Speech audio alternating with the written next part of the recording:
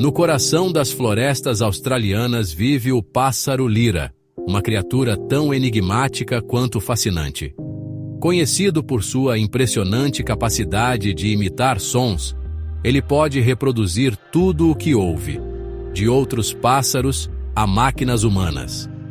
Seu canto não é apenas uma exibição de talento, mas também uma forma de atrair parceiros e dominar seu território. De motosserras a alarmes, o pássaro lira desafia o limite entre a natureza e o homem, tornando-se um verdadeiro guardião dos sons.